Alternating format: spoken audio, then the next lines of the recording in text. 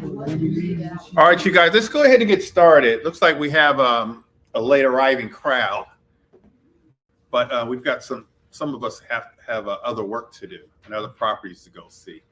And so I thank you guys for being here. I think that in today's market, we have to get creative with our deals and how we're going to acquire our deals. And so that's what we're going to talk about. We'll just talk for about an hour, and then we'll have lunch and network. You guys can ask me questions all along the way. And I know that I think maybe Dana and Kim had some questions. So let's just start with them, and then we'll go ahead and get into the handout. So Kim, you go ahead and go. Okay, so one of the strategies that he suggested I do is go on the auction sites. Okay. I'm on an auction site, HUD Zoo, and I see this property in Suitland. I have it up now, 3019 Sunset Lane, and the starting bid is $182,000. So I'm very new. So I'm thinking my next step is to do some comps and see if I can bid on this. So I go to my data where I run the comps or whatever, and I'm coming up with an ARV of about 255. So you have an after repair value of 255. Okay. Based on, I'm not perfect at running comps, but based on what's being sold in the area, it seems like. And is this property in Baltimore? No, this one is the Suitland. Oh, in Suitland. Okay. The ARV so low. You said how much the ARV? 255. 255. What is it a D? Okay. Let's do it right now. Well, hold on. So what is it? Is it a townhouse? Is it single It's a family? townhouse. Oh, that's why. Okay, so what? Give me your question. So if the ARV is 255, they're starting to bid off at 182. Yeah, so I do the 60%, and I get 150. Well, 180, that's pretty high. I get 150. Especially as a starting bid. That's why I thought it was high. So I'm thinking, yeah, I think it's a bad deal. So I think in terms, nothing I can do with it. I probably would agree with you. Yeah, the sounds like the numbers won't work. And so here's what we do, you guys. And so this is kind of a good segue into what we're going to be talking about. In any real estate deal, it's all a math problem. It's the numbers. And so the numbers have to work. And so we deal with what's called the Mayo formula. Mayo is MAO, maximum allowable offer. We take the two, in this case, let's just make the numbers easy for me. Let's just say the ARV, the after repair value is 300,000. Let's just take 70% of that, and we're already at 210. And then if we subtract by the repair costs, and let's just say the repair cost is about $50,000. So we take 210 minus $50,000 and we get 160,000. That 160,000 is our maximum allowable offer. That's what we're offering on that property is 160. And so in this case, if we're going to offer 160 as our high bid amount, then, and if they're starting to bid at 182, then it's not going to be a good deal for us. So this one is not a good deal. But Greg, how about with your ARV? Because that sounds, even for a townhouse, 255 is low for ARV and so. Well, I got some So properties does it have a on basement? Sunset. Well, let's just say that her numbers are right.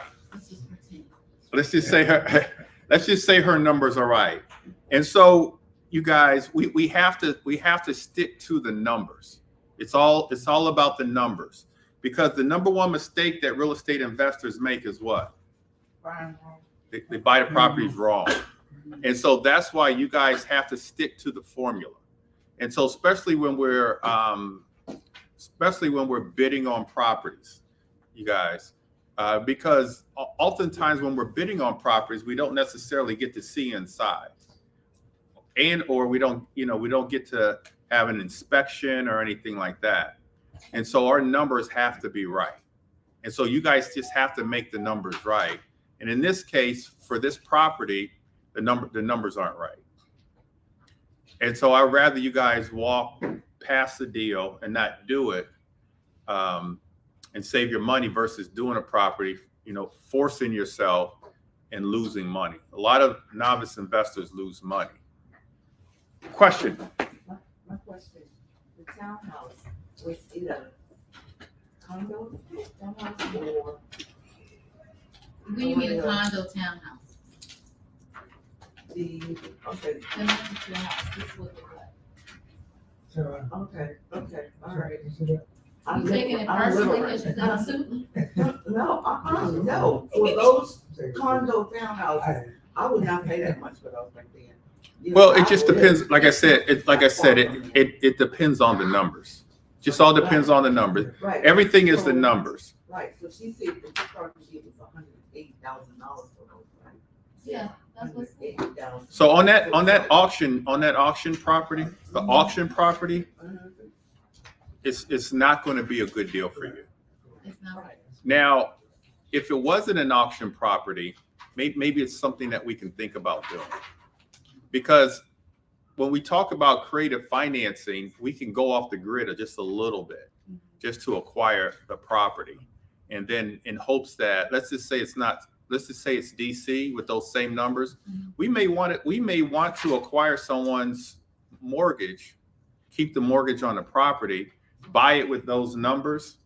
If it's cash flowing and not have as much equity, but what happens over a period of time? The equity is going to go up. Okay, and so we'll talk about that. Dana, do you have a question? Yeah, I wanted to inquire about the previous meeting where we was speaking of, instead of wholesaling, putting the property on the market. All right, so let me get to that. I think on the handout, what you're referring to is probably number 7. Any other questions before we get started, you guys? All right, so let's talk about making money, but let's talk about making money a little more efficiently. We all know what market we're in. There's a lot of who are my real estate agents in the house? Okay, so we've got maybe close to half the room are real estate agents. So the agents know the interest rates have gone up. Everybody should know that interest rates have gone up, right? And so it's a challenge for real estate investors to purchase properties to, for example, buy and hold because interest rates are higher, even fix and flip because interest rates are higher. And so markets like this, what we need to do in order to still acquire properties, and what you guys have to learn about doing, is what's called creative financing. And so creative financing is just simply trying to finance a property to either buy and hold, fix and flip, even wholesale, without having to get traditional financing. That's what creative financing is. Create and finance or creative finance? Creative. Creative finance. Okay, thank you. Creative finance. I kind of like create and finance too, though. Create and finance. We're going to change the title. It's going to be create and finance. Everybody give Ree a hand. This was Ree.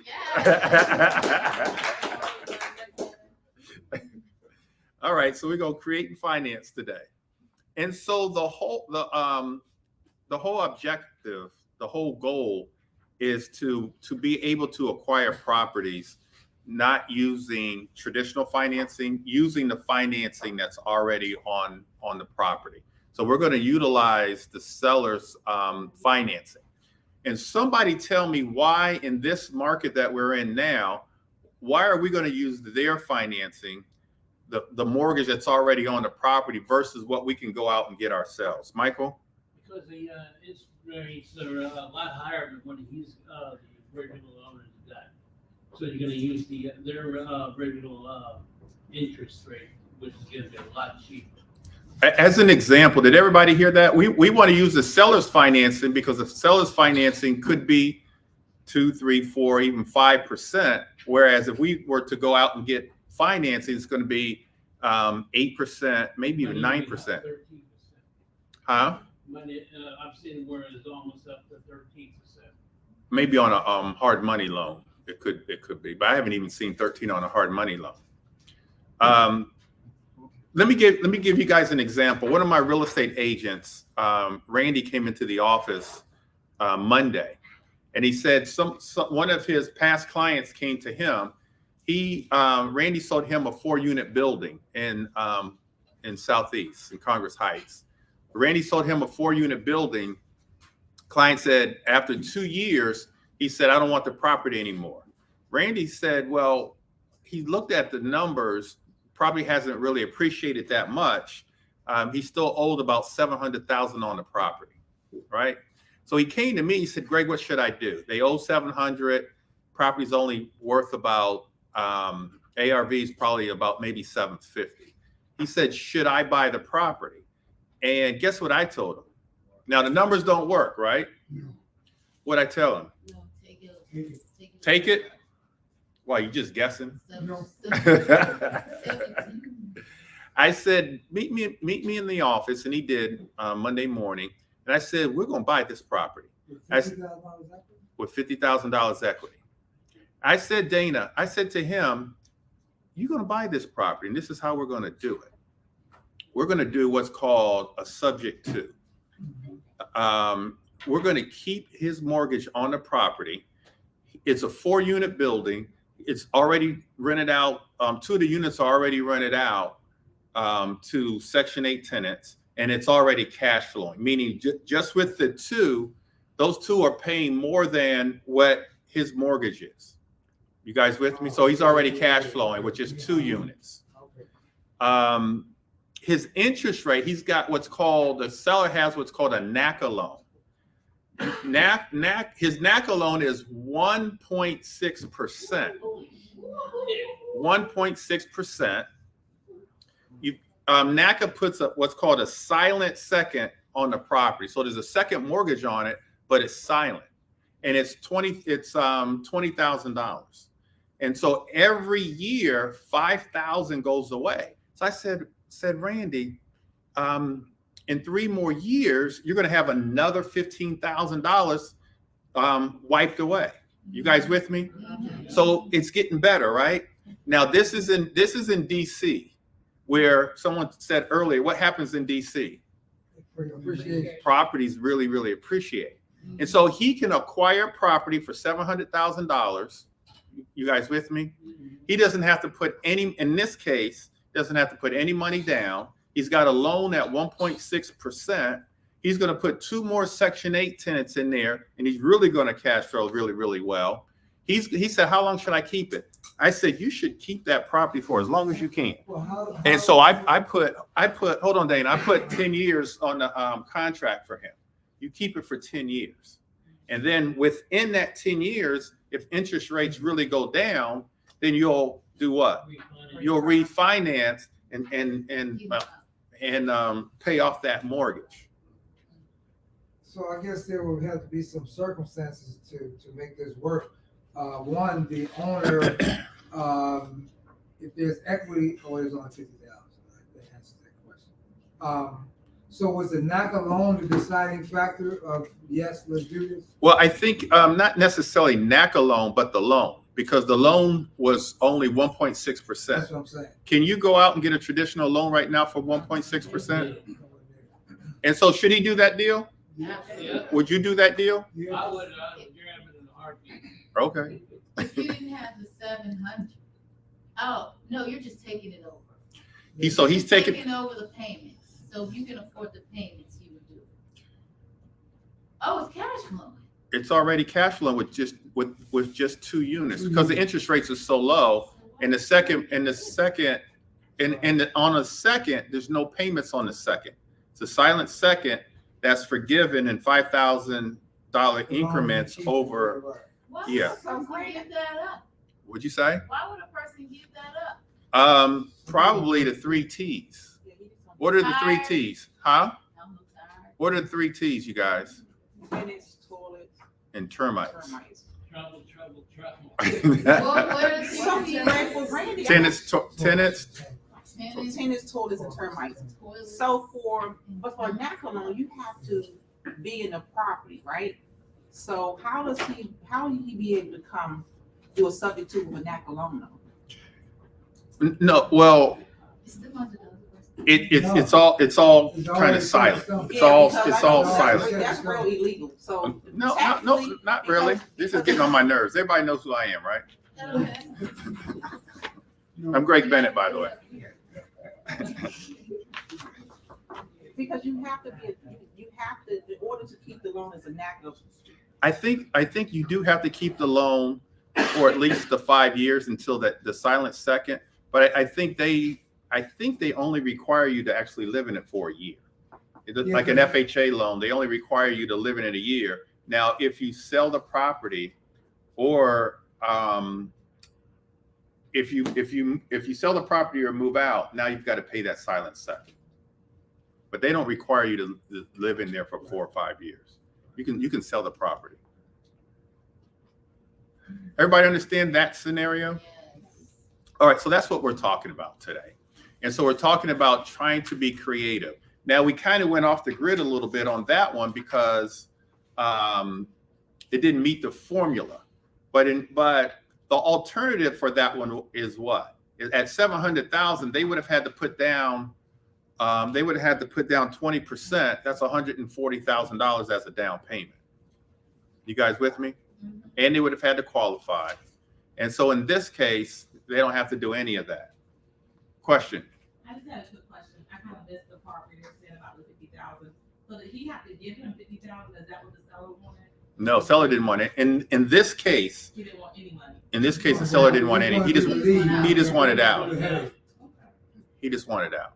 And so at first glance, you might say, well, this might be a short sale, right? But no, not in this market. Like, so we've got to think as real estate investors, we've got to think creatively in order to acquire properties. And a deal that you don't think might be a deal can turn into a deal if we think creatively. And so back to, how you doing? You got a question? You looking at me like you want to hit me or something. Okay.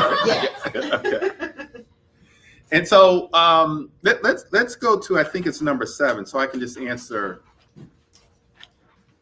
No, it's number 6. On number 6, wholesaling. Has anybody ever heard of what wholesaling is? The term wholesaling.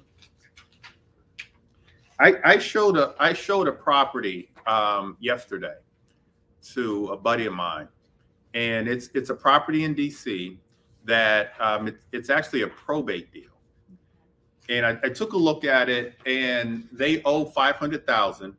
Property is in Petworth, and ARV is about $950,000. So they owe $500,000. ARV is $950,000. Property needs probably about $200,000 worth of work. Huh? And it's not necessarily a total gut, but because somebody was living in that property. But if you look at it, the numbers don't work, right, Cheryl? Cheryl, are you following me? Are you? Well, the numbers are close. They're tight, and if you go out and get a mortgage with the high interest rates, the numbers are tight. And it's not 500; it's closer to 600. It's like 580, 590, right? But 2 doors down sold for 950. So the numbers are tight. So here's what I told them to do. I said, here's what we're going to do. We're going to put the property under contract. We're going to ask the seller. Now, in a lot of the creative financing, the seller has to be a willing participant, okay? But you approach the seller in this way. What we want to do so that we don't have to do a short sale and we get you the maximum amount of money that you want for the deal, we're going to keep this mortgage on the property. Now, in this case, we don't have to bring it current because it's a reverse mortgage. But we're going to have to hurry up and do it, because what happens in a reverse mortgage, you guys? Does the mortgage balance go up or down? Yeah. The balance goes up on a reverse mortgage. So every month it goes up a little bit by the interest. So I said to my buddy, we're going to propose to the seller. We're going to keep their mortgage on the property so we don't have to go out and get a mortgage. we're just going to clean the property up. We're going to make it livable. We're going to put about $50,000 into the property. So we're going to put about $50,000 into the property. We're going to make sure the bathrooms look good, the kitchen looks good. We're going to clean it out. We're going to paint it. We're not going to do anything with the electrical. We're not going to do anything. It has radiators. It does not have. It doesn't have an HVAC unit in there, so there's no AC. And I said we're going to put about 50 grand into it, and then we're going to put it on the market for about $750,000. You guys with me? We're going to list it, and in our agreement, the seller is going to allow us to list it. Our agreement is going to call for the seller to make X amount of dollars, and then we get the rest. Now, traditionally on this property, the wholesale fee might be, let's just say $30,000. If we do it this way, we're going to make over $100,000. And then the end buyer, we're going to go straight to the end buyer. We're going to surpass the cash buyer. We're going to put it on the MLS, go straight to the end buyer, which is going to allow the end buyer to move into really almost $1 million neighborhood for $750,000 or $800,000. We probably could sell it for $800,000, right? They move in, and then over a period of time, they can either do what they want to do with the house, or they can get a 203K as an owner occupant. We're going to put it on the MLS in move-in condition. And they agreed, and that's what we're going to do. Okay, so in this market and then with that value of neighborhood, is that something that's taking place? Are people investing that kind of money in a house that has been maxed out? Like, oh yeah, oh yeah. Because what happens is now someone that can only qualify for 750 or 800, they can only move into a 750 or 800 neighborhood. Now they can move into, Petworth is now $1 million neighborhood. Now they can move into $1 million neighborhood for 750, 800. And over a period of time, they can do whatever they want with the house. So the money that you invested, the 50,000, what was the agreement that you had with the owner? So this one has, I just looked at it yesterday, but the agreement will say that it's going to say a lot, but this basically the seller is willing to keep the mortgage on the property, that they're not to put in any more liens or judgments or anything else, any debt on the property. That what I normally do is I'll give them some money up front for doing this, and then I'll give them some money on the back end because they still own the property. So I want to give them money on the back end so they come to settlement and sign the paperwork. And you do all that with the title company. So your agreement is documented with the title company. Yeah. Okay. And what we'll probably do is take the contract and put a lien on the property so they can't sell it up from under us. Oh, gotcha. Okay. And then also in the agreement, it states that they're going to allow us to list the property. So we also get them to sign a listing agreement.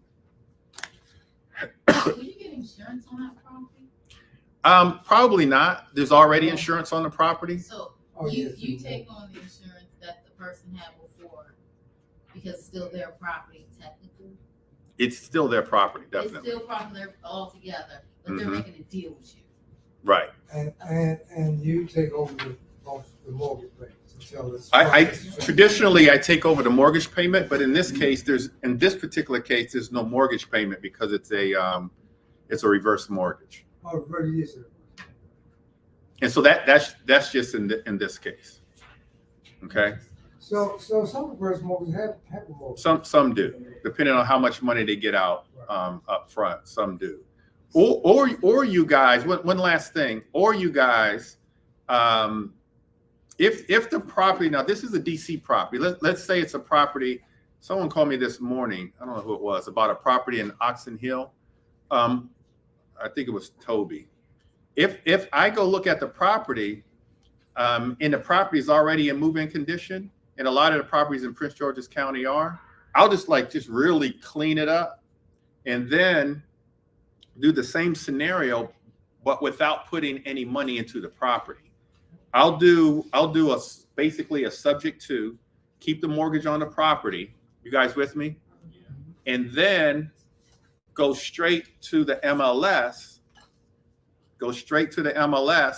and then list the property without putting any work into it. So I'm wholesaling the property, but I'm wholesaling to a retail buyer or an end buyer versus a cash buyer. You with me? And so that's an example of what's called wholesaling. We're going to wholesale to a retail buyer, and we're going to surpass the cash buyer, which means we've got more options in terms of if we look at a property and it doesn't necessarily fit the formula, like the one that you were talking about, that's an auction property. If that one wasn't an auction property, and let's just say it's at 80% of the after repair value minus repair costs, which we traditionally don't buy. If we wholesale that property, now we've got enough money in there that we can still wholesale the property to an end buyer and make probably more than we would if we were just to traditionally wholesale the property. I have a question. Uh-oh. I know I'm still trying to process this. So That's why I asked you to come to that. I know that's why you told me to come. But okay, so you get the property, and so you need money to purchase, to put into it to fix it up, right? No, not I'm necessarily. just saying. So Depends on where. if it needs some type of work. So are you getting that money? You're getting it from a hard money, or say you're getting it from hard money, right? Well, no. So let's just say it's a property that you got to put a look like the first scenario, the 50,000. I wouldn't get that. I wouldn't get that money from a hard money lender. I would get that money from a private lender. And you probably only need that money because those deals are fast, so it's like less than 90 days. So what about the person that can't qualify for a private lender? What making the money? So her question is, what about the person, let's just say in that first scenario, yeah, you just give me a call. I'm a private money lender. Not necessarily that I'm a private lender, but I know private lenders. Right. And so from that, that 50,000, you're giving that person, say you get a person $5,000, so we can then do the deal, right? Yeah, I'm gonna go over a few that I've done where I gave them 10,000 up front to do the deal, and 10,000 on the back end, so that they would come to settlement. Quick question. On this wholesaling, I'm just trying to go all the way back to the beginning in these conversations that we're having, cold calling and different things. Mhm. What type of person, like who would want to do this? So that's always kind of be my question.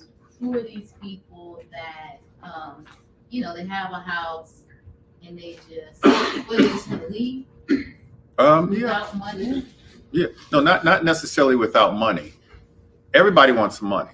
Right. But so when you're cold calling, you're going to schedule an appointment with the motivated seller. You're going to do all the numbers. How much do they owe? What's their mortgage payment? Are they behind in the mortgage? So you're going to ask all those questions, and then you're going to schedule the appointment. And then you and I will talk. We'll go over all the numbers, and then we'll determine what's the best strategy to make this a deal. Because there's got to be a strategy to make it a deal.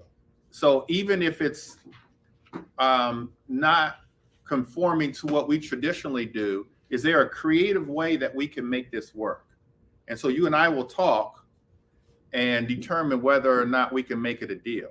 And in a lot of cases, we can make it a deal. Okay, so a lot of times it's like, sometimes talk to people like, oh, that's not a deal. If we bypass it, being young and not really knowing what to do, but we should kind of run things by Absolutely.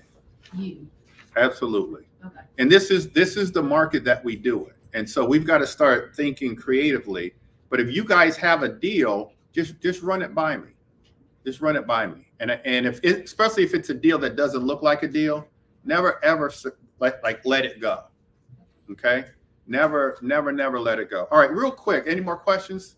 I just wondered, as realtor person, if you didn't need any work, wouldn't it be like doing a net listing, or if No. they just need something up front and just structure it differently? Yeah, I mean, as a realtor, the first thing when you say as a realtor, the first thing I think of are the 3Ds. What are the 3Ds?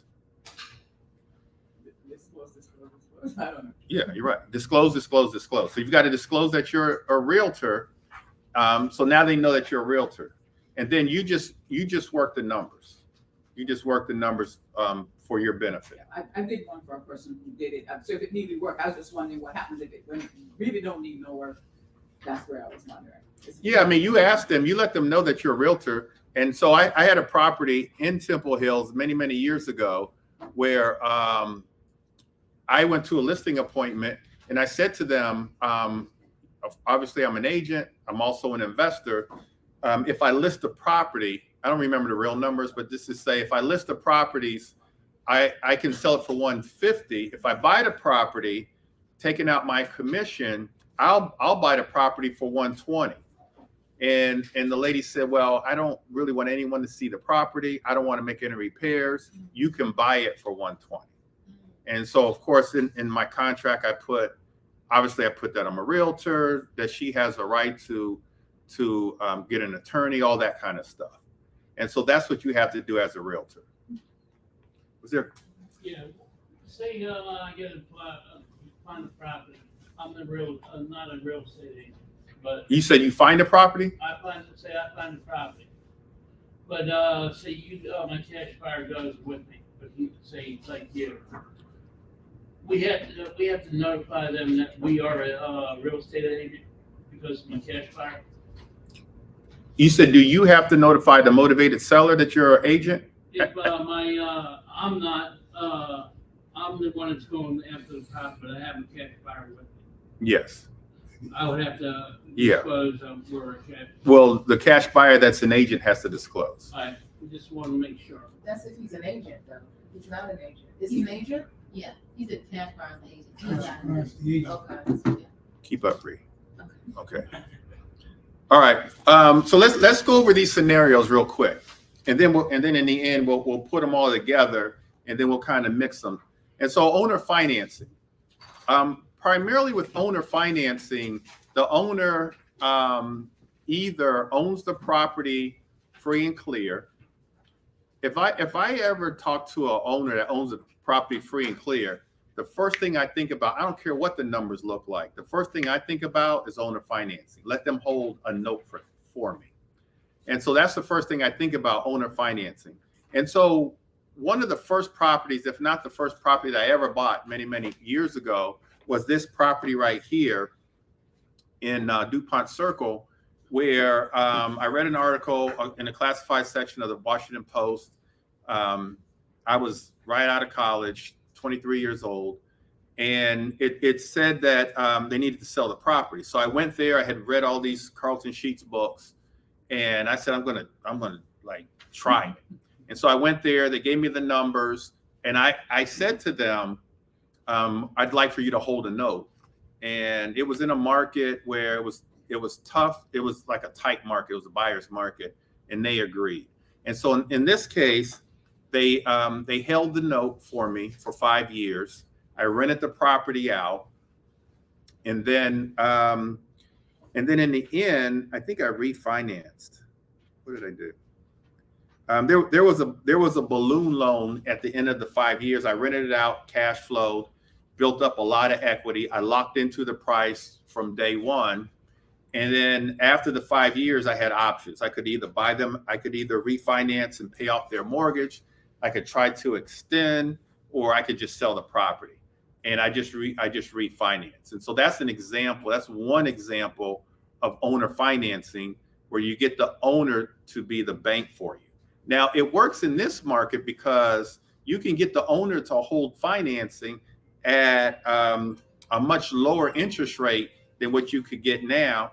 And you get them to hold financing at a much lower down payment than what's required now. Okay, where did you say if the property is paid off? Is that what free and clear means? Mm-hmm. So if you're saying if the property is paid off, you mean the owner's gonna go out and take out a loan? Is that what you're saying? No, they hold the What you say owner finance? So the owner's going to be the bank, and I'm going to pay the owner. Oh, okay. And so we're going to write a I see what you're saying. paperwork. Okay, So you we're pay. going to write a paperwork saying, so there's an owner financing addendum where there's owner financing addendum. Don't bite. So owner is going to become your mortgage. Yeah, instead of Wells Fargo being the bank, the owner's going to be the bank on their own property. That's owner finance.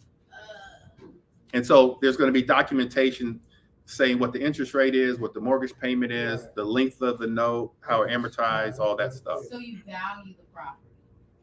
You just get a value for the property? No, you get what you're going to buy the property for. So let's say in that case, this was many moons ago, but it was $50,000. And so I bought it for $50,000. He held a note for $50,000. And I paid interest. No. On paper, he held the loan for me.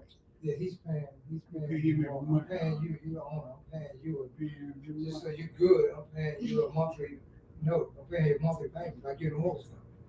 And I'm doing what I wanna do with the property. So you're renting, so you're getting money from the renter and you're paying a portion of it in Right. rent that you made up. Yeah, Okay. because of cash flow. You made it up. Okay. Does everybody understand owner financing? All right, lease option. And so this was another property that I purchased. I showed the property as an agent. I showed this property, loved the property, was praying that my buyer didn't like the property, and they didn't like the property. And I was about 30 years old. It was a beautiful house. It was 4 bedrooms, 3.5 bathrooms, back to a lake in the cul-de-sac in Bowie. And I said, I'm going to do everything I can to buy this house. Couldn't afford it, couldn't qualify. So I said, this is what I'm going to do. I'm going to do a lease option.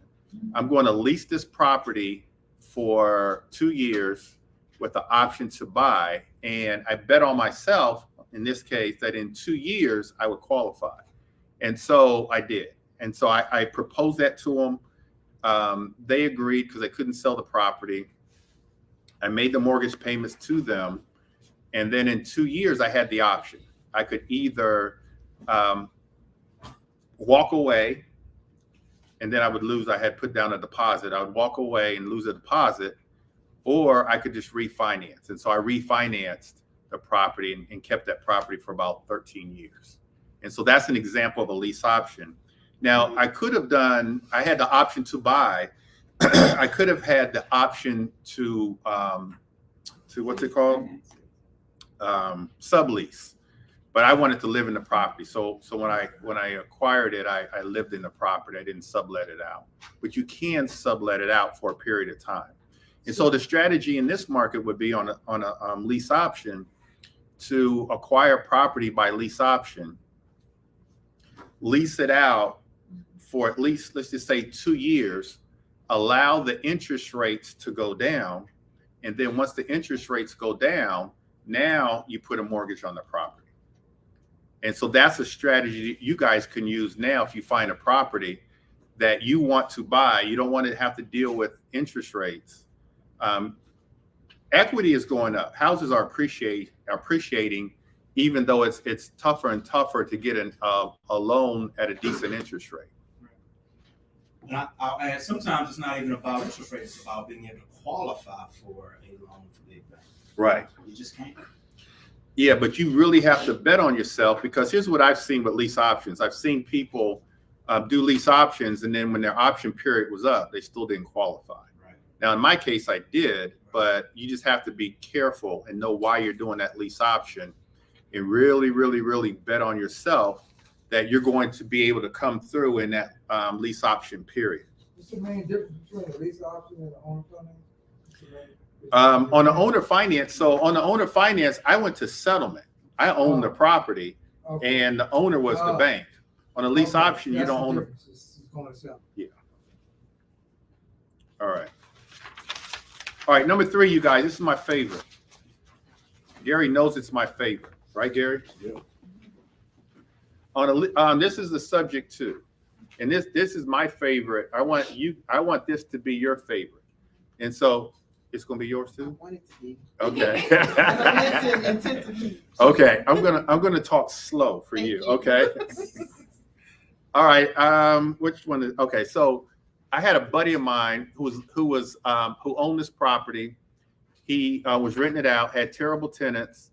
He allowed another agent to put it on the market. agent had the property for about 2 months and couldn't sell the property. Tenants wouldn't let him in. So he calls me. You guys with me? You see the problem? We started that with a problem. What was the problem? He didn't call me first. Did you catch that, Dana? Huh? I know Vince caught that. Did you catch that, Vince? He didn't call me first. So I should have said, no, I'm not going to help you. But I'm a nice guy. Do you guys think I'm a nice guy? I'm a nice guy. So I said, I'm going to help you because I'm the only one that can figure this out. The only one. All right. And so I figured it out. Here's what I told him. I said to him, if you get the tenants out, and if you, and I shouldn't have said this, but I said it anyway, because this is illegal. I said, if you get released from that listing agreement, I will come in, right? Just okay. That's illegal, by the way. But I told him that. I said, if there's no agent involved, and if you get those tenants out, here's what I'll do. Because the numbers were kind of close. If I could get rid of, if the tenants weren't there, there was no real estate commission. He was only like maybe 3 months behind in the mortgage. I said to him, I'll bring the mortgage current. I'll fix up the property. I'll take title to the property by doing a subject to. I'll pay you $10,000. He said, Greg, I don't want anything. I said, no, I'll give you $10,000 up front. And when I sell the property, I'll give you $10,000 at settlement. And so he agreed. So it took about 30 days. Tenants got out. He was able to get out of his listing agreement. We went in, put about $30,000 into it. This is, you guys heard of the subdivision called Prophecy in Fort Washington off of is that Allentown Road? St. Barnabas. Yeah, right off Rivertown. Yeah. And so it was in Prophecy. And I put about $30,000 into it, townhouse, and put it on the market and probably got about maybe $20,000, $30,000 more than what I thought I would. And so we put it on the market. In our agreement, it said that we could put the property on the market. So we put the property on the market, sold a little higher than we thought. He came to settlement. He signed the documents that he needed to sign. Actually, we didn't go to, when I acquired the property, I just put a lien on the property. So he still had the deed in his name. So he came to settlement. He signed the documents. And in our agreement, our subject to agreement, it said that he would receive the first $20,000 and I was to receive everything else. And everything else was about $60,000. And so that's an example of a subject to. I bought that property subject to the existing mortgage. So the existing mortgage stayed on the property. I made the payments. I brought it current. I made the payments for about 90 days. The whole process took about 90 days. And then I paid the utilities for the period of time that I had the property, paid the mortgage, and then we went to settlement. So he only got $20,000 out of the whole deal. He didn't want anything. He thought he was going to foreclose. He didn't want anything. So I negotiated a deal with him at $20,000. You would have gave him more? No, I'm just trying to understand the whole real estate process. So you kind of run the numbers and to see like what they should get, and then you just make them an offer and you negotiate. And so I'm glad you asked that question. He didn't think he was going to make any money. Like he had a big problem on his hands. His wife was just giving him a whole bunch of I told you so's and all that. And so he was able to save his credit because it didn't foreclose. They were able to make some money. And he just really afterwards, thank you so much. Thank you so much. Because we were able to come in and figure it out. And that's what you do with creative financing. Now, for me, I didn't have to go out and get a loan. I didn't have to put down a large down payment. Nobody checked my credit. So this is so subject to, and that's why I like subject to better than all these creative financing strategies, is because we're leaving that mortgage on the property. And so now when I approach motivated sellers, I approach them like the subject to is the norm. This is nothing abnormal. Good question. A lot of times, and you may have gone over it, the mortgage company could call that mortgage. You're not letting them know what's going on. That's not legal. But at the point when you go to settlement, what are you doing? You're still keeping that mortgage in place?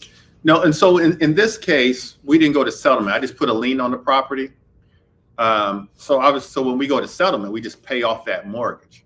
And so what he's referring to is what's called a due on sale clause. So every time in a mortgage, when you're buying a property, mortgage company puts a due on sale clause in there, which means at any point in time within those 30 years of that mortgage, they can say that that mortgage is due. That's called calling the loan. They can call that loan.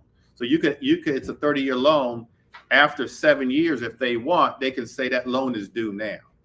Now, traditionally, they can call the loan if someone else has taken over their payments, the payments of the original owner.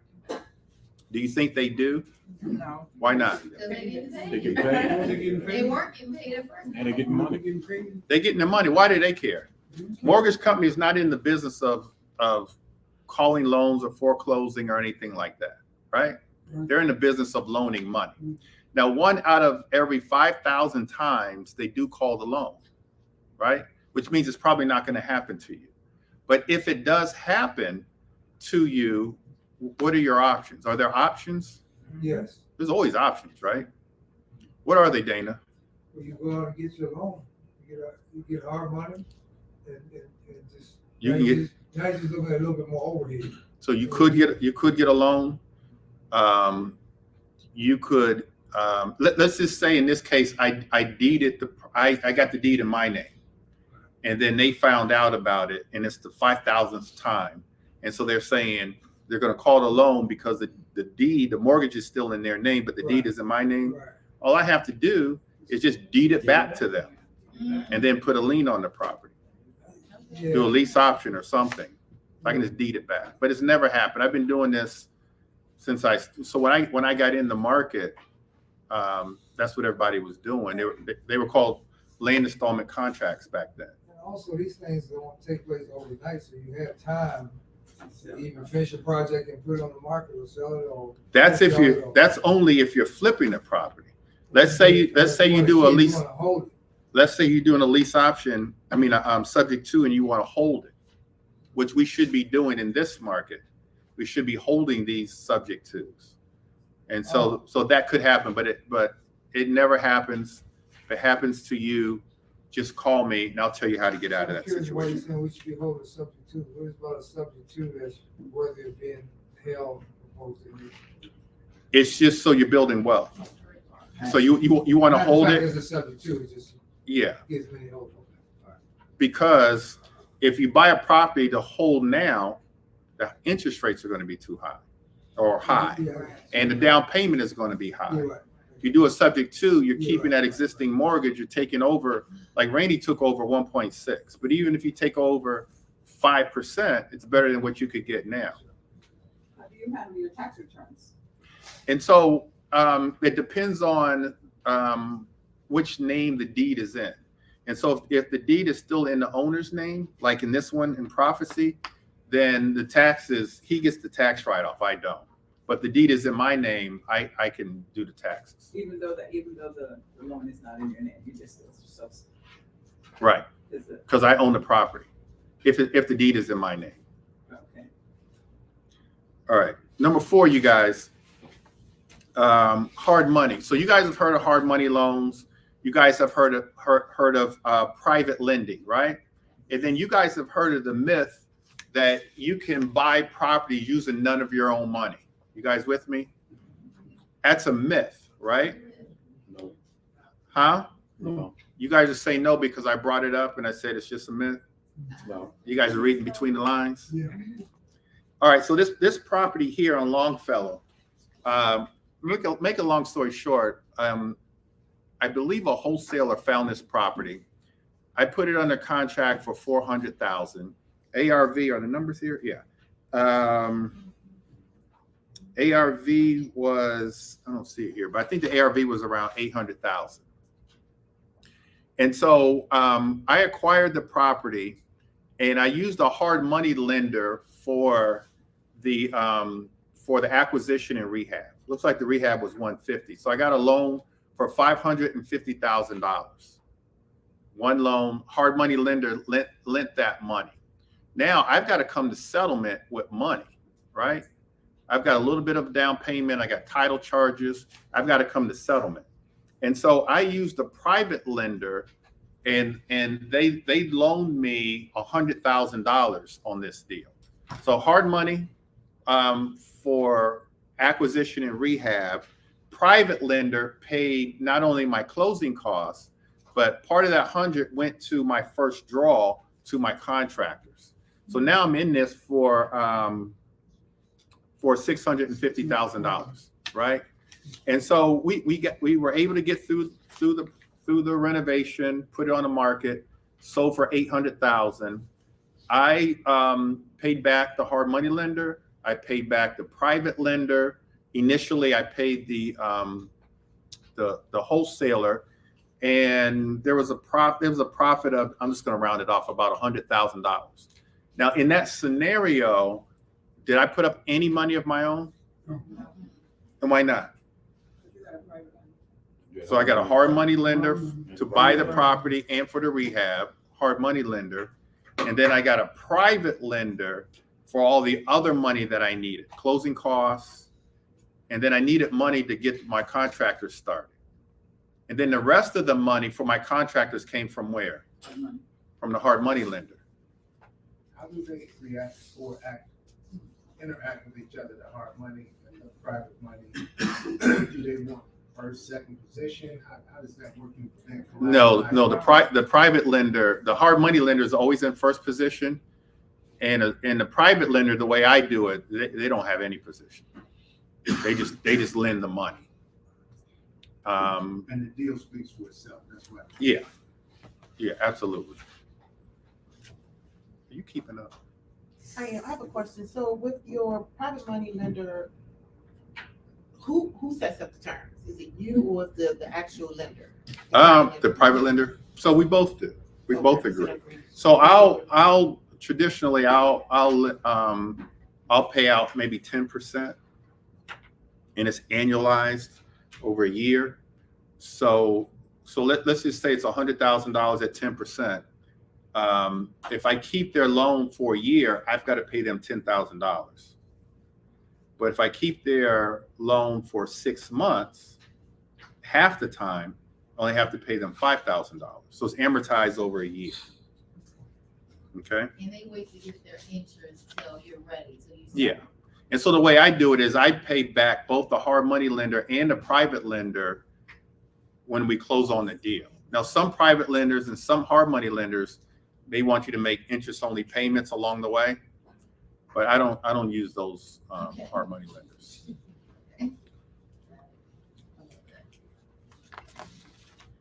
All right, number 5, joint ventures. And so in this market, we should be doing joint venture agreements, really with each other. And so a joint venture would be, let's say that you're really good at finding deals. You're really good at finding the deal, but you don't have the money or you don't have the expertise on the rehab. It's no shame in getting someone else to bring to the table what you don't have. Especially if you have money, you've got great credit, you could be a great joint venture partner. Or if you're good at finding deals, or if you have a crew that you know that can renovate a property. And so what I did in this case, in this property in Brandywine, is I found a property. I had one of my contractors come out and take a look at the property to give me the rehab costs. They looked at the property and they said, well, let's just be partners on this one. And I thought to myself, well, if I'm partners with the contractor, I don't have to babysit the project. I don't have to come up with the money for the rehab. And then at the end, we split the money. So I said yes. And so that's what we did. And so I found the property. I used a hard money lender to finance the acquisition. To buy the property, I used a hard money lender. My joint venture partner, which was the contractor, he put up his money to renovate the property. So now he's got skin in the game, right? He's got a vested interest. And so now I don't have to necessarily, babysit this project, which is in Brandywine. It's just Brandywine is all the way out in the boondocks. I'm just messing with y'all that live all the way out there. So he put his money up, he get his money back first, and then y'all split the rest. So he gets his money back for the rehab, and we pay back the hard money lender, and then what's left over is what we split. Yeah, all that happens is sell. Yeah. And I think in this case we split. Looks like, I don't know if we got 75 apiece or we split 7. I can't remember. This was years ago, but that's what happens. And so in that case, I didn't put up any money in this one either. Okay.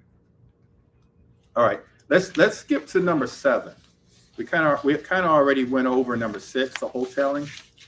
And so a buddy of mine, sort of a similar situation to one of the other stories. Buddy of mine, there was a property on the market. There was a cash buyer buying the property. The cash buyer reneged, and the house was actually listed on the market. Cash buyer reneged, and they couldn't figure out who was going to buy this property, how it was going to get how it was going to get purchased. So they called a buddy of mine, and my buddy said, "I'll buy the property." And so the house was probably worth about maybe $800,000. He wanted $700,000.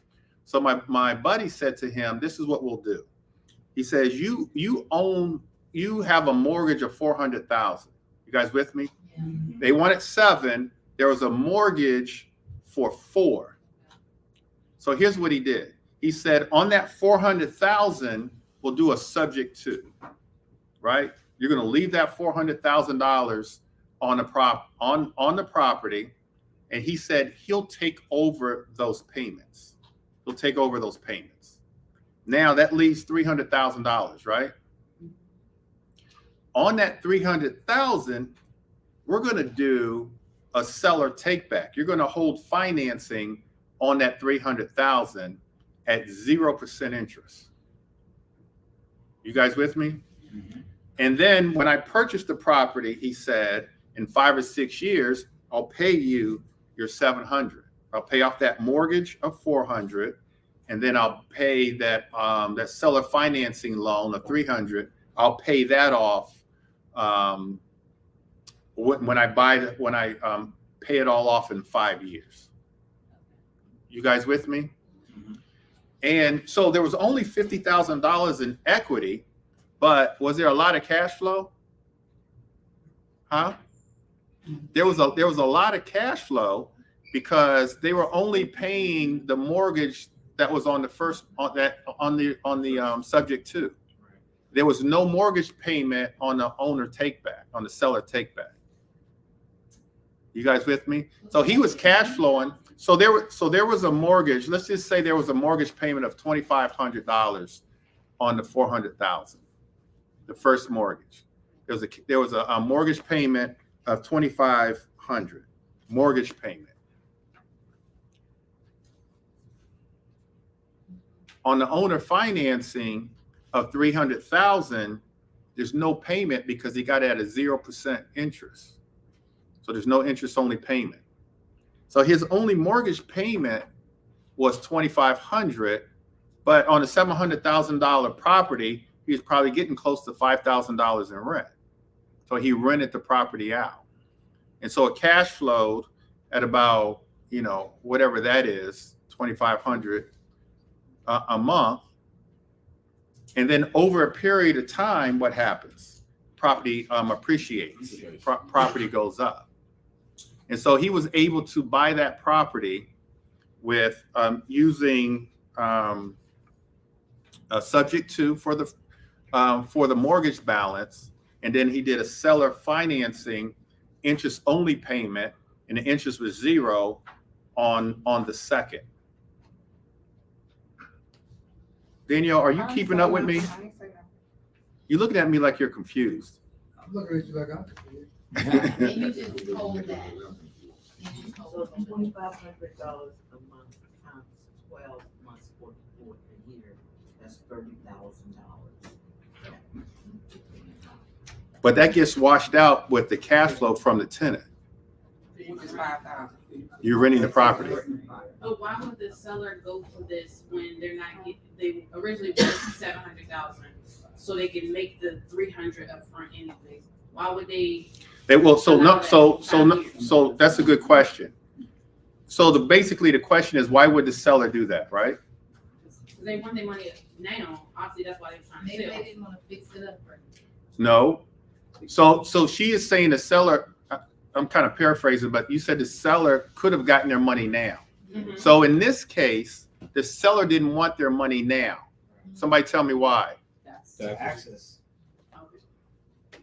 They didn't want to pay the capital gain taxes. They wanted that, basically they wanted that capital gain tax deferred. And so they held a note and they got their money, they're getting their money later, probably when they're in the lower tax bracket. All right, so this 300, this person is not a person that lives in there. This is just the owner. Right. Okay. Because And their so house, my so buddy they rented, can tax he it. rented the property out. Yeah, he rented the property out. But they could live there, that doesn't matter whether But they there's no live there. capital gains tax on the, well, it depends. You can have $250,000 tax free. Is that still the case? That's still the case, but this wasn't, I don't think this property was his primary residence. Right, he was telling That me. was a question, that was a question. What's the question?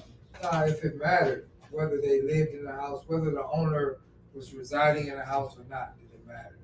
And I guess for tax purposes, it didn't matter. Well, in this case, the buyer wouldn't have purchased the property. There would have been no benefit for the buyer purchasing the property if the owner still lived there. No, I mean, he's ready to move out. He's ready to Yeah, move so out. he moved, so I don't even think he was living there. I think he lived overseas. And the house was previously rented out. Right. But I say all this to you guys to start to get your mind thinking and to never, ever pass up a deal.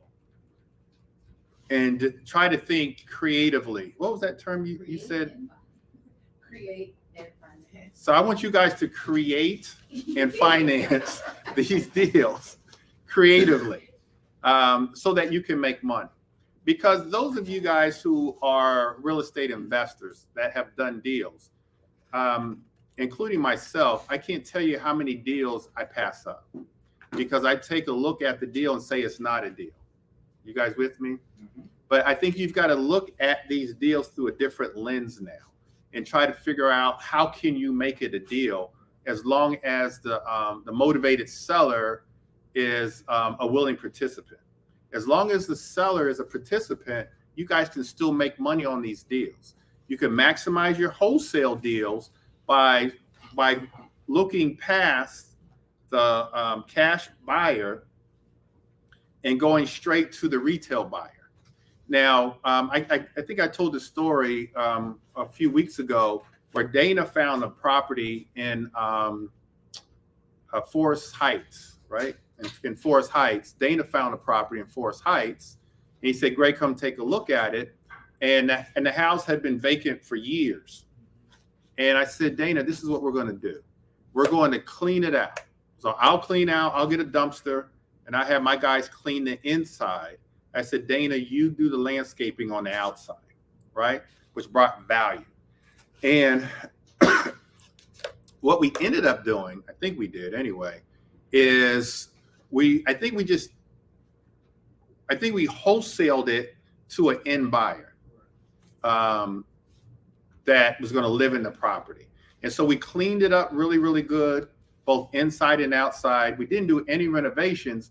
We just put a little bit of elbow grease in it, and which brought value. So now when someone's coming to take a look at it for the first time, it had curb appeal. They were able to get into that neighborhood for much less than if it was renovated. And we were able to make Dana, I think, I always tell your business, Dana, but Dana made over $100,000 on that deal. And I made not as much, but I made a sizable amount. because we cleaned it out really good inside and out, and we sold it to a retail buyer, surpassing the cash buyer. And so a cash buyer needs to buy the property for a certain amount, right? They want to buy it for about 70% ARV. This is an example of wholesaling. By wholesaling that property to a end buyer, not only can we buy the properties at around 80% or maybe a little higher, we can also, by putting it on the market, we can maximize our wholesale fees by doing that. Okay, we sell the properties as is, just either clean it up or do very, very little work to the property and go straight to the MLS to sell the property. I did hear a wise old man, I think his name was Gary, said, "If there's anything to be made out of the deal, get it. Keep going." Yeah. If there's anything, get it. And keep going. Yeah, because the name of the game, you guys, in part, is, especially when we're buying and holding, is to acquire real estate. That's what we all here for. We want to acquire real estate. We want to acquire as many properties as we can.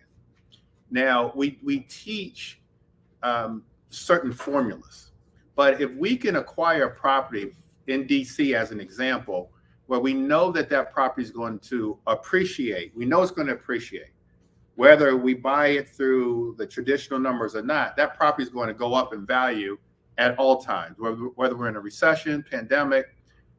DC property, because it's the capital of the U.S., the values are never ever going to go down. And so, since we know that, as long as the property appreciates, like one of the first examples I gave you with Randy, I said, Randy, there's only $50,000 equity in here, but this property is going to appreciate. You need to buy this property and keep that mortgage on the property. It's already cash flowing. As long as it cash flows, you guys acquire that property, because it's going to go up in value. You're already making money through the cash flow. Just let it keep appreciating, and it's going to catch up. And if you can buy that property creatively, where you don't have to go out and get a traditional mortgage, you're winning. And the more properties that you acquire that way, Prince George's County is the same thing. The more properties you acquire that way, they go up in value over a period of time. You don't have to put your cash on cash return is extremely high, because you're not putting a whole lot of cash in it. You're not putting down a 20% down payment. You're winning, and you're building wealth, and you're leaving a legacy for yourself and for your children by acquiring these properties. And so that's what we're doing. And so we're maximizing our wholesale deals. We're acquiring properties to buy and hold using somebody else's mortgage, and we're doing it efficiently and creatively. Okay? Any questions, you guys? Gary? No, the question I was going to say also, when you were talking about acquiring deals, like the different methods here, something else to be mindful of is that everybody that's investing has different criteria, knowledge, expertise. So if somebody comes across a deal and they take it to somebody else and that person doesn't think it's a deal, doesn't necessarily mean it's not a deal. It just means it's not a deal for that person.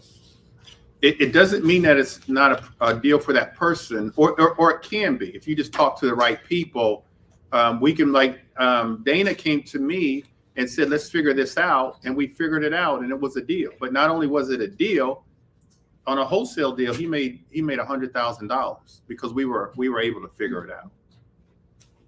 And so there's no shame in making a phone call and saying, can you help me? And so we do have a coaching program that, if you guys are interested in learning more about our coaching program, and all that comes with that, and part of which we help you with these deals, this is Keith, this is Coach Keith. Keith, give them, you guys write down Keith's scheduler. I think it's what, KB at Bennett Realties? KBschedule.com. Yeah, KBschedule.com. So that we can discuss the way forward. Many of us have dreams of where we want to be a year from now or 3 years from now, but we're stuck down here. And so we need a plan to get there.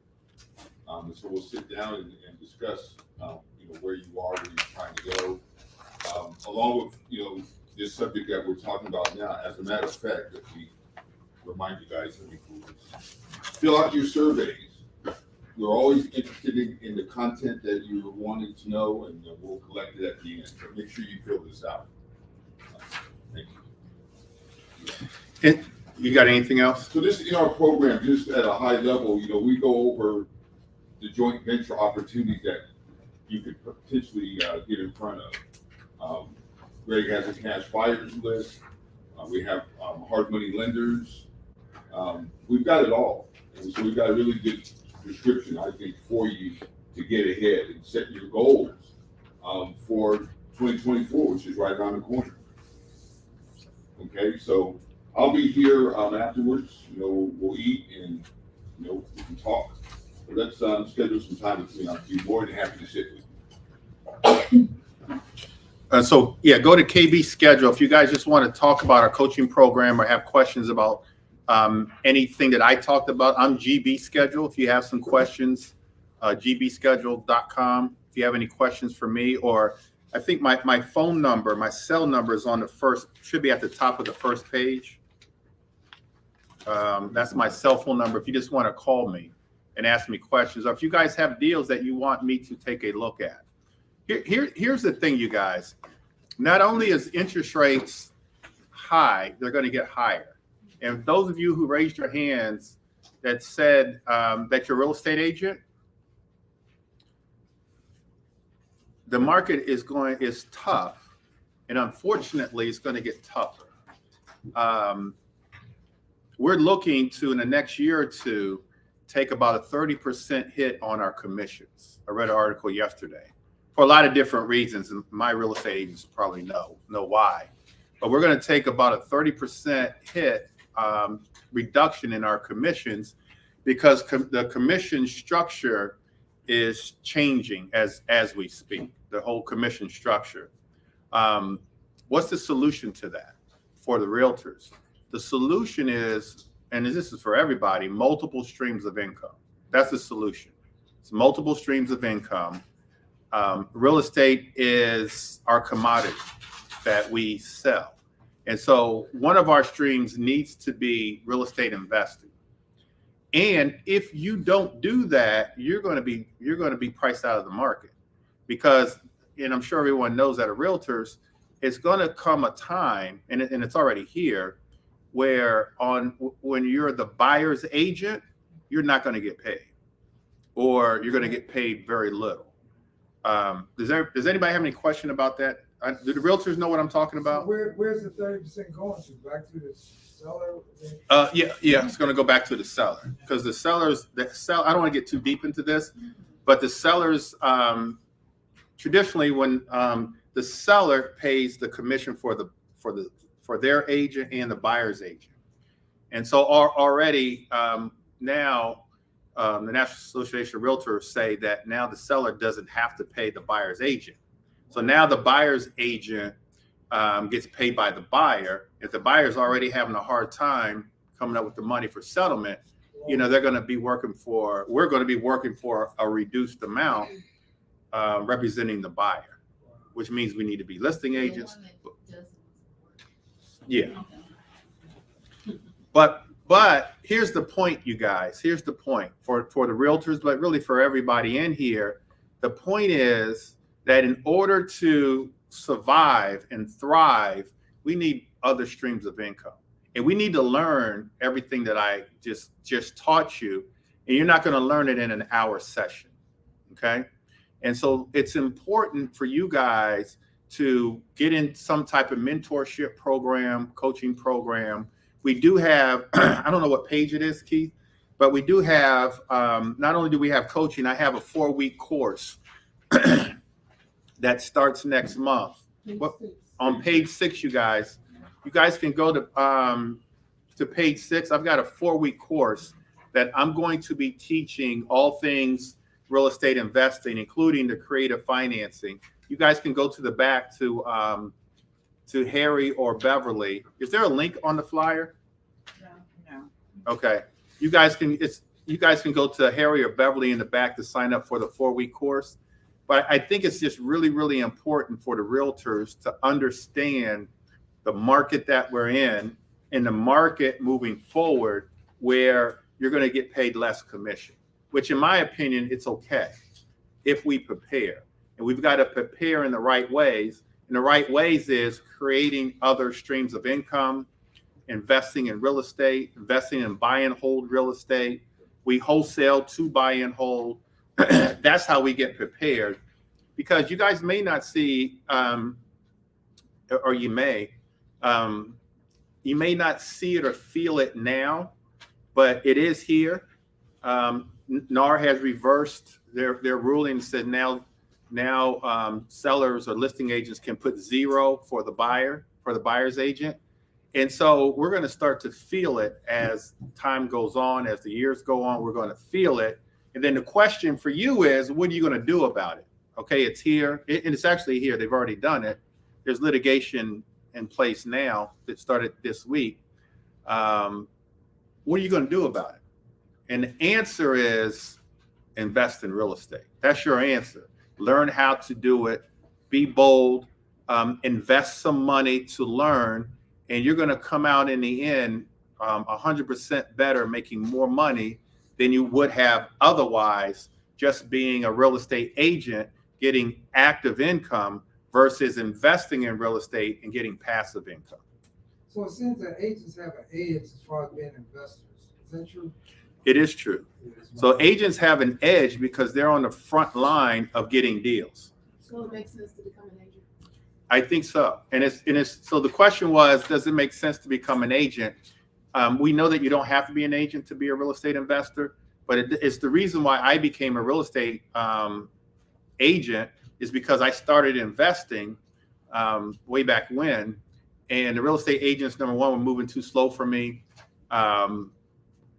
I needed access to the MLS to help me find deals. I needed to learn how to write contracts. And so that's why I got my real estate license. But we are on the front end. I mean, when a seller needs to sell their house, if they're distressed, the first thing they're going to do is they're going to go to a realtor. Now, I wanted to know, so I always thought this was a good thing, I'm sure. Okay, I'm an investor and I have a realtor's license to, once I review the house and all that, then can I actually list it and get the commission for it? So can you list, the question is, can you list your own property? Right, so, okay. Yes. So when I get the property, fix it up and all that, right? Then I'm gonna be the listing agent. Or do you mean like if you're doing if you're doing like a subject to, like a creative financing? Just a regular, you're just, of course, yeah. That's just buying a property, buying properties, fixing them up, and after I fix them up, then put them on MLS to resell them, so that way I get both sides. Well, Your question, your question is, yeah. So here's your question. Your question is, can I pay myself a commission for selling my own property? That's your question. And the answer is yes, you can pay yourself, but it would behoove you not to.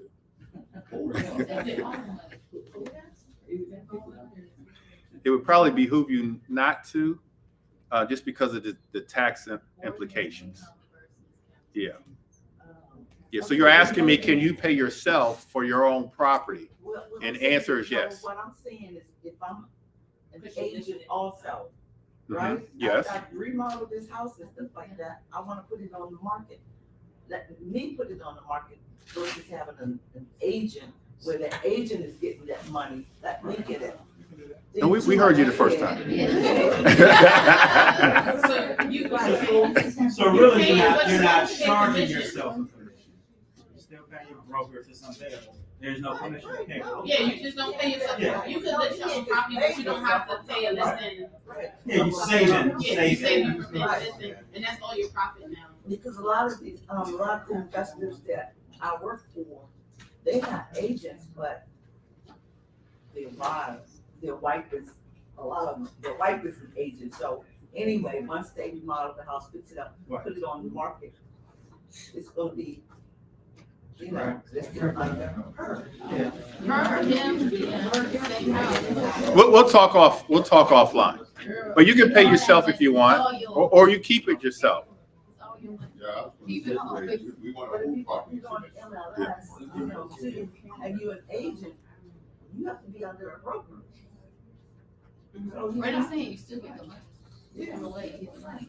Anyway, you guys, any questions? You guys have any questions? Oh, let me say one more thing. On Tuesday. Wait, hold on. Where you going? What you doing? Where you going with this? It's only gonna take a second. On Tuesday, I had to go to Baltimore to take pictures and put lock boxes on 13 houses.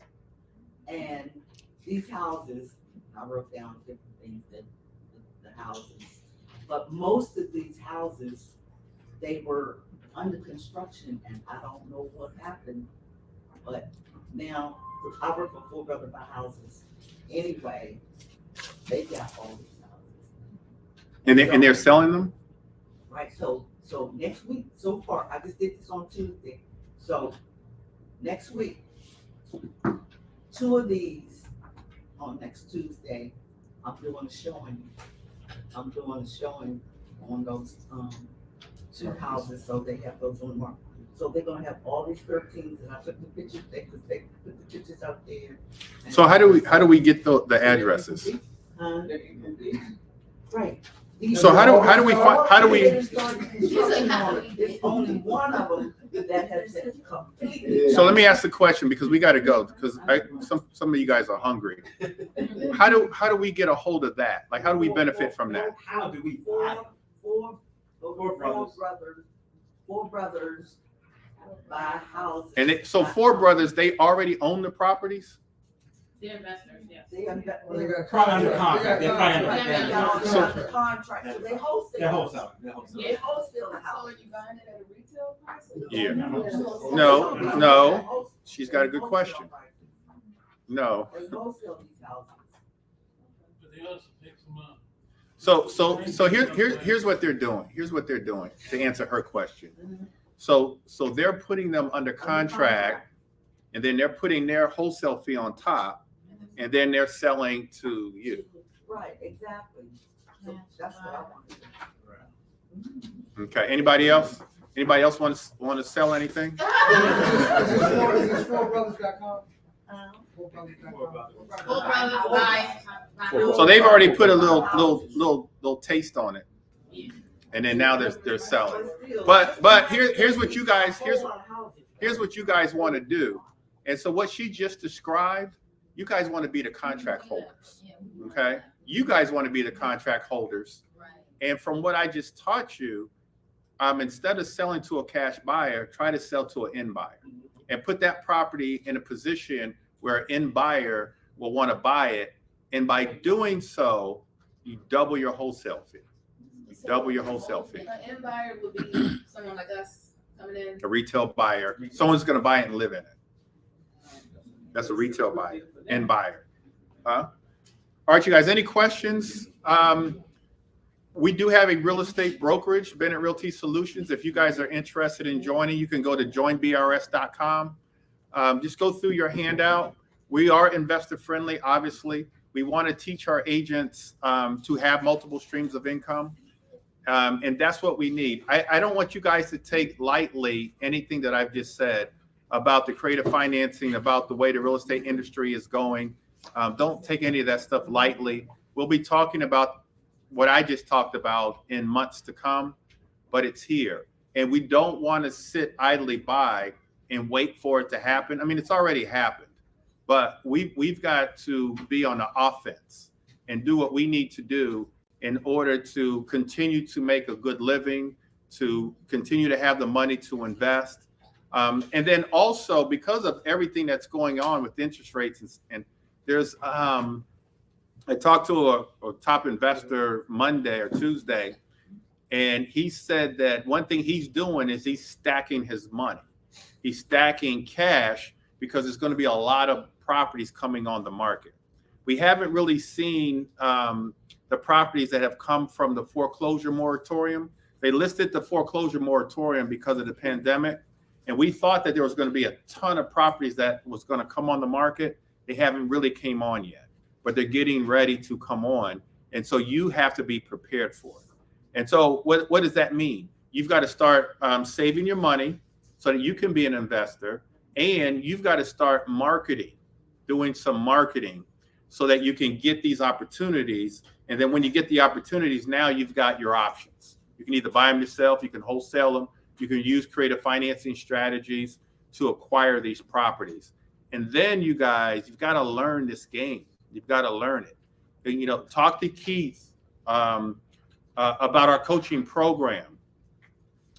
Enter into our 4-week course. Danielle, stand up, Danielle. Danielle's been through our course. Tell them about it, Danielle. Well, I've been through twice actually. So the first time I got into it was probably like maybe 2016, 2018. I wasted my money. I wasn't ready for it. It's just because life happened. So when I decided to get back in during the pandemic, a little bit after, I kind of took it seriously. I'm in healthcare business, so healthcare for me, I'm compassionate about it, but they weren't compassionate. It was for profit, and so I was struggling to figure out what did I need to do, what was my next steps. So I re-entered Greg's program, and think I just had a whole lot of ideas, but I was just all over the place. But when I got into the program, it's more structured. And so it was more structured, and I understood the process, and then I learned how to make money. And so my first projects were wholesaling deals, and wholesaling deals gave me the opportunity to invest and have money to invest in those properties. So if you don't have the money, so that's the first steps you need to do is try to get into wholesale, so you can get that information, so you can make the put the down payments on the properties and stuff like that. But then just like creative financing and being able to buy the property. So I just say that to say, you know, you do need a mentor within yourself, you know, even though you might have these ideas, but if you get a mentor to kind of guide you through those processes, those are the things you need. And not saying, and Greg, he's hands-on, and as agents, you know, he's hands-on, but investing is kind of different. As an agent, I'm an agent too. However, my mindset wasn't investing because I'm so used to the structure, I'm gonna get in trouble if I do this, I'm gonna get in trouble if I do that. But the investment piece for me, it just made sense to get into the group. Is that good? Yeah, that's Okay. You did okay. Okay. You earned a sandwich. Thank you. Dana's been in our program. Tell them about it, Dana. Well, I have been in the program for over 2 years, and it has helped me tremendously. Actually, it's changed my life. I tried this many years ago on my own and fell flat on my face because I didn't have a mentor, didn't know everything I needed to know. I knew some things, but evidently not enough to stay afloat. And so since I've been in the group, it's been smooth sailing. Well, it's been great. My life has been changed. And it's going to continue to change because I continue to come back. I try to be at every event because I don't want to miss anything. I got some good information today. Thanks, Mike. All right, you guys. Thanks a lot, you guys. I'll be here. Keith will be over there. Oh, Sylvia, did you want to say a couple words, Sylvia? Yes. I just wanted to say that if you want another stream of income, you can go into life insurance. Be a life insurance agent as well. That's a good source of income as well. And then even like with the different policies, like the IUL and annuities, things like that. You'll learn, just like in real estate, you'll learn all about life insurance and financing, what you can do with the money that you put into the policy. There are different types of policies, and there's a policy that you can use it as your own bank.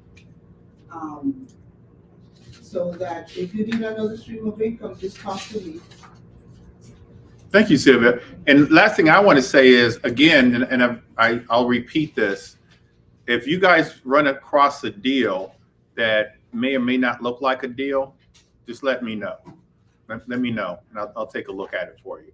We'll try to put our brains together and try to come up with something creative so that you benefit, seller benefits, everybody benefits. You know, Greg, Okay. that's really motivating because so many don't look like deals. Right. Now that puts a whole new light on things. Absolutely. So now we can, by thinking creatively, we can do more deals. Okay. All right, you guys. Thank you guys so much. Thank you.